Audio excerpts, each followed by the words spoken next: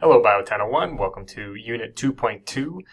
We're in the fourth week of the class, and we're moving on from our study of DNA into understanding how that information that's contained in DNA is actually expressed into functional proteins. So the proteins that build us, build our cells, build our hair, but also, run the cellular processes that we rely on, like cell digestion and respiration, enzymes, hormones. Where do all of these proteins come from, or more specifically, how are they expressed from the information contained in DNA? And this process of expression is called the central dogma because it's so central to the way we understand life to work on Earth.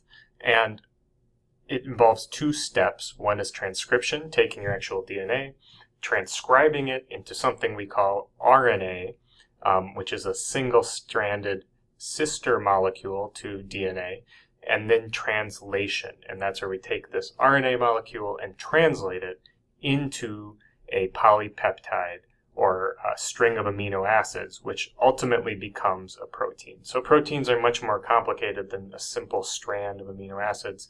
They're folded, long chains of amino acids that fold into these complicated three-dimensional objects or molecules. And so you'll be learning about that process too, how these proteins self-organize.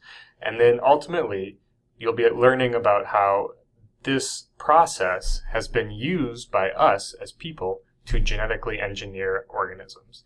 So at the heart of any conversation about genetically engineering is really an understanding of gene expression and how we've come to be able to manipulate it. So it's a very useful process to understand and to know because it concerns things that we're doing now in society that affect you. The food you eat, the medical treatments you might get in the future or even in the present all involve some related, or if they involve genetic engineering, they involve something to do with gene expression. So that's why it's a valuable thing to understand. It's a classic set of tasks this week. You have a reading, you have your essential questions with your group. The lab experiment involves two steps. So you're coming up with an experimental design for the Claims About Cancer lab with your group.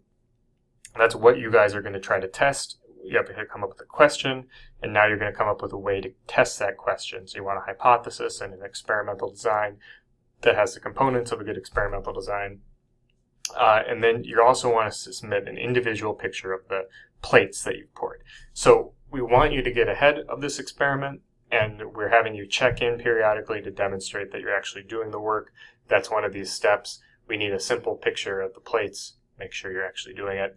And then finally, we are coming upon our first exam. So February 11th, in the middle of this week, the first exam will open up, and it will be open until February 20th. So you have one chance to take it. You can take it any time during that week and a half period. It's proctored by Proctorio, so you make sure you're using Chrome. It works in the same way when you took the orientation quiz. What was I going to say? What's key? What's essential about this? Oh, yes. The content of the exam. The content of the exam covers Unit 1 and 2. So we're coming to the end of Unit 2. The following week, Week 5, we're going to move on to Human Health and Disease. That's Unit 3. And so the contents of Exam 1 are Week 1 and 2. It's a 26-question multiple choice, multi-answer test. So if you have any questions about that, please email me.